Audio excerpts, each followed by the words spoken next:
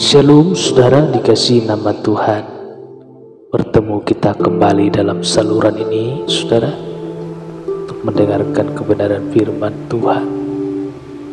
Sebelum kita masuk di dalam doa saudara, kita baca kebenaran firman Tuhan yang terambil dari Roma 12 ayat 2. Roma 12 ayat 2, demikian kebenaran firman Tuhan.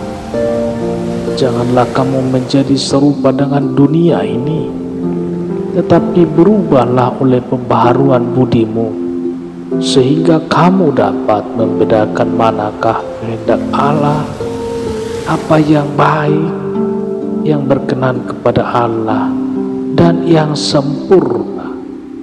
Puji Tuhan. Pengaruh dunia. Saudara,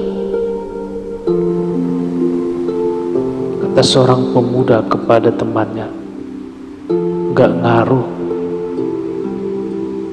mengungkapkan bahwa tidak ada akibat atas sesuatu yang terjadi, saudara. Pengaruh adalah Alkitab. Pengaruh adalah akibat yang ditimbulkan dari sesuatu yang terjadi, saudara. Di dalam hidup setiap anak Tuhan ada dua kekuatan yang berusaha mempengaruhi: kekuatan dunia dan kekuatan surga. Saudara, dunia dengan segala kenikmatannya adalah bagai besi sembrani atau magnet yang berusaha menarik kita. Bagai besi berani atau magnet yang berusaha menarik kita, saudara. Jika kita tidak waspada dan lengah sedikit saja, dipastikan kita akan masuk dalam jebakan batu. Saudara, sebaliknya kekuatan surga tampil apa adanya, saudara. Tidak di make up, tidak didekor sebegitu rupa, tetapi tampil tanpa dusta, saudara. Kelemahan manusia mudah sekali tertarik kepada yang indah dipandang, enak dilihat, dan manis dirasa. Rasul Paulus dengan tegas dan sangat jelas mewanti-wanti kita, jangan menjadi serupa dengan dunia ini. Jangan sampai terbujuk dengan apa yang dilihat mata. Jangan terbius dengan suapan-suapan yang membius. Hati-hati dengan pengaruh dunia. Saudara, seorang pejabat tinggi beberapa waktu yang lalu terjebak dengan perkara korupsi. Bapak Ibu saudaraku yang dikasihi nama Tuhan, padahal ia sejatinya adalah orang yang jujur dan berintegritas, saudara. Sebelum diangkat menjadi pejabat tinggi, ia adalah seorang dekan dari universitas ternama. Setiap pulang ke kota asalnya, ia tidak pernah naik kereta kelas eksekutif, selalu kelas ekonomi, kelas rakyat. Ketika ia ditangkap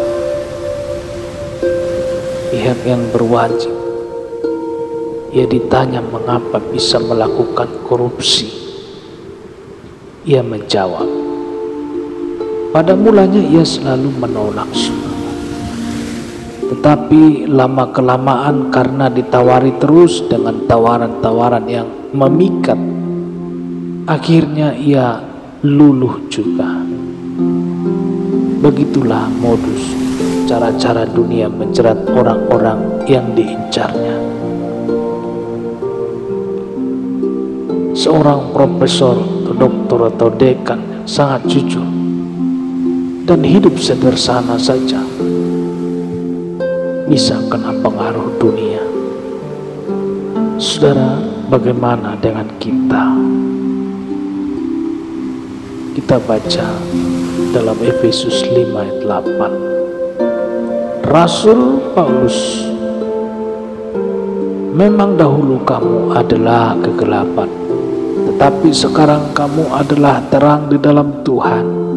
Sebab itu hiduplah sebagai anak-anak terang. Saudara,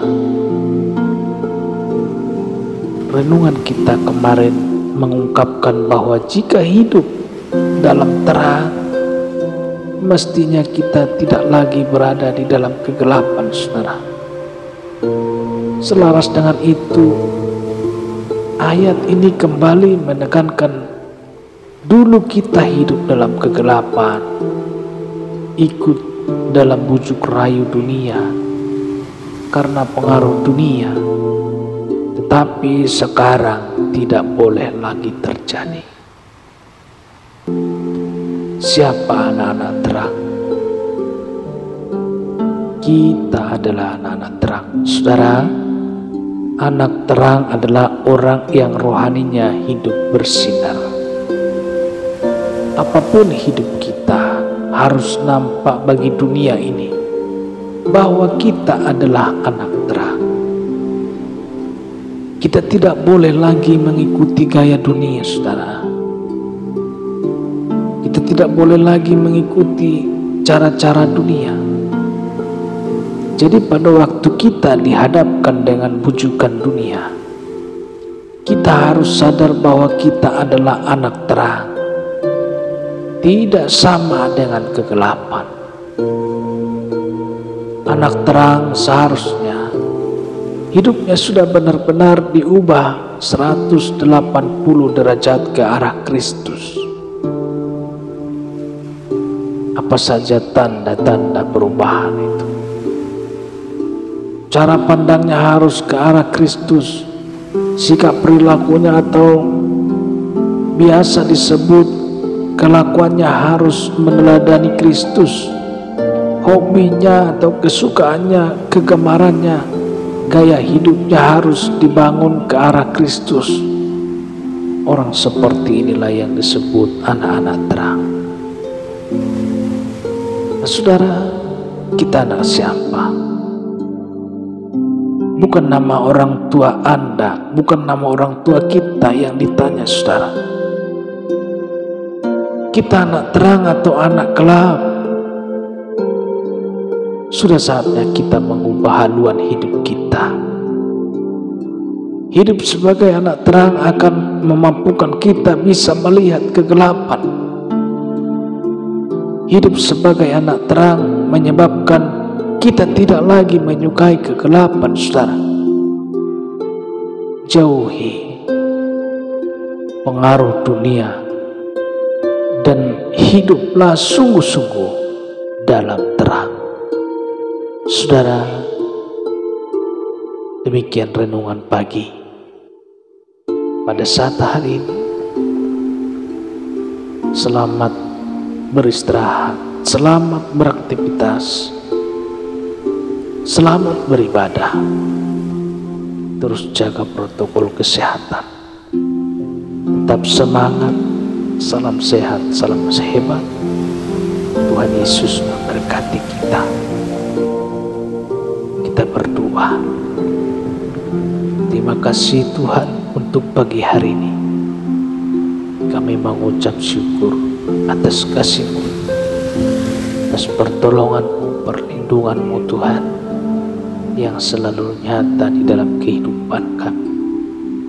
Pada pagi hari ini kami sudah mendengarkan firman yang mengajarkan kami mengarah kepada Kristus. Terpujilah nama-Mu, biarlah firman-Mu tertanam di dalam hati kami, berakar, berbuah, hingga menjadi berkat bagi orang lain. Dalam nama Tuhan Yesus kami berdoa dan mengucap syukur. Haleluya. Amin. Bapak Ibu Saudara dikasih nama Tuhan, bertemu kita kembali dalam renungan esok hari. Tuhan Yesus memberkati.